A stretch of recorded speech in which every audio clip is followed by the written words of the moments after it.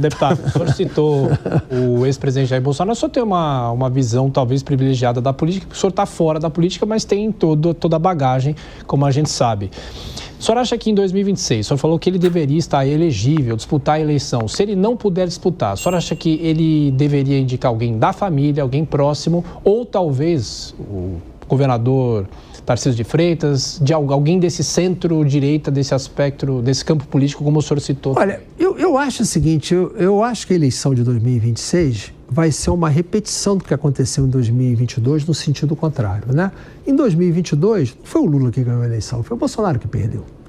E eu acho que em 2026 o Lula vai perder a eleição. Então, qualquer um que for para o outro lado e for para o segundo turno vai ganhar a eleição dele. Essa é a minha opinião. Eu acho que o Lula que perderá a eleição, não é quem entrar que vai ganhar. Então, seja quem for sair, A ou B ou C, no fundo alguém vai para o segundo turno e quem for vai ganhar a eleição.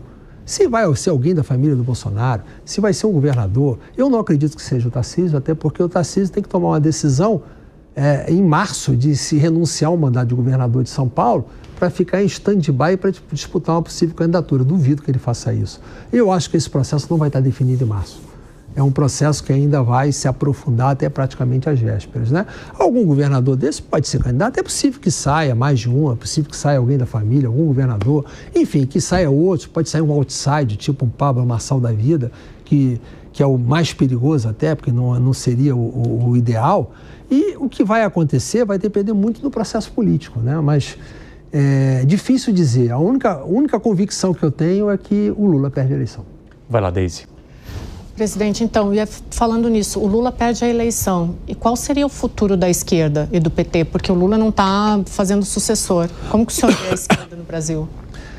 Eu vejo a esquerda sendo renovada com o João Campos.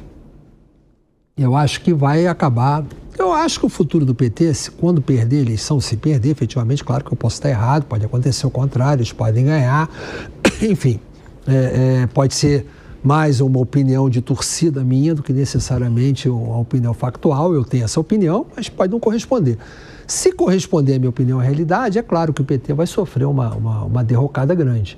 E aí quem está emergindo, por ser jovem, por ter uma escola política forte, como filho do Eduardo Campos, que eu convivi muito bem, era muito meu amigo, a gente sabe que a bagagem que o menino está adquirindo, ao mesmo tempo ele é bom em rede social, ele está mais conectado para poder fazer esse enfrentamento. Eu acho que naturalmente vai ser o herdeiro. Tanto que essa ascensão dele à presidência do partido ontem, a eleição dele de governador, ele vai chegar aonde ele puder ser candidato a presidente, já tendo sido deputado federal, 2 vezes prefeito e provavelmente 2 vezes governador. Vai chegar com bagagem, é para ficar atento. Túlio? Deputado, nesse tabuleiro político, eu entendo que há uma polarização entre direita e esquerda desde a Constituição de 88, na verdade. Collor primeiro assumiu o papel da captação dos eleitores de direita, depois o PSDB num longo período, né? O Alckmin tentou fazer isso e foi furado, né, pelo Bolsonaro, furado entre aspas pelo Bolsonaro, e agora me parece que com o Lula enfraquecido de um lado e com o Bolsonaro inelegível do outro lado, é a grande oportunidade do Centrão finalmente emplacar uma terceira via. Nós vimos isso, assistimos isso na eleição aqui na Prefeitura de São Paulo. Aquele que se aliou com o centro, política às vezes é matemática, né? 1/3 de eleitores da direita, 1/3 de eleitores da esquerda e 1/3 que ficam ali ao centro. Se esses players da direita e da esquerda estão afastados, ou afastado né, o outro com a popularidade baixa. Mas e se há uma união entre essas forças de centro? A gente está vendo o movimento dos governadores recentemente, Eduardo Leite, né, migrando de partido, os governadores conversando. Será que não é finalmente a oportunidade do centro emplacar uma candidatura principal? Túlio, eu não acredito. Vou te explicar por quê. Primeiro, você está correto que desde 88 é assim. No meu livro, Tchau Querida, eu faço uma digressão de todas as eleições presidenciais e abordo exatamente isso que você falou. O PSDB representou a direita, o Collor foi à direita. Tudo isso aconteceu e realmente é verdade. Isso só mostra que a gente sempre teve essa polarização. Só que era uma polarização envergonhada. Depois de Bolsonaro, as pessoas perderam a vergonha de se declararem de direita ou assumirem a posição de militarem pela direita. E sem rede social também, né? Uma polarização sem rede social. Sim, mas ela existia. Ela existia e era muito forte. Eu vivi a eleição do Collor, eu trabalhei na eleição do Collor, eu vi bem como aquilo aconteceu. O Collor derrotou o Lula, foi o Lula que perdeu a eleição mesmo naquele momento, né? E ali quase foi o Brizola. Talvez se tivesse sido o Brizola, o Collor tivesse perdido. Foi por muito pouco a diferença. Mas por que eu não acredito na tua tese? Eu vou te dizer por quê.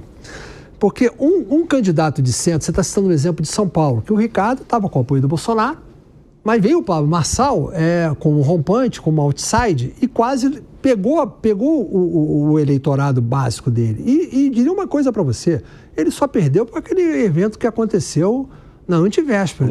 Aquele falso. Se não fosse isso, o Pablo Marçal tinha ganho a eleição. Essa é a minha opinião. Se fosse no segundo turno com o prefeito? Ganharia. Não iria.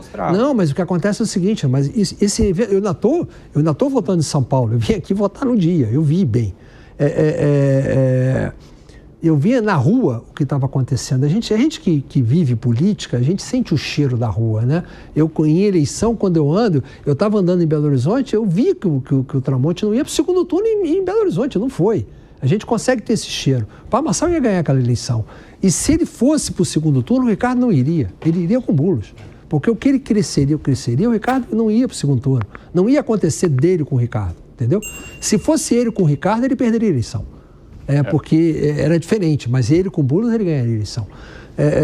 Ele não foi. O que acontece? Um candidato de centro, que pode acontecer a seguinte hipótese. Um candidato de centro vai sair e consegue superar um candidato de direita e vai para o segundo turno. Aí ele vai disputar, ele vai ganhar a eleição, porque ele vai aderir à pauta da direita, ele vai se transformar no lado da direita da polarização. Se não fosse assim, ele não ganharia. Então ele perdeu a condição de ser de centro.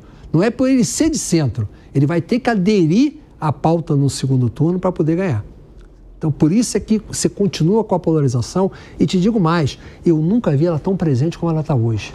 Ela está agressiva. E não vejo como isso mudar. Por essa razão que eu afirmo a você com convicção que o Lula perderá a eleição. Porque eu estou vendo essa polarização na rua muito forte. Então, pode eventualmente alguém mais de centro ir para o segundo turno, mas se não adotar a bandeira da direita e não for com esse discurso, ele não ganhará a eleição.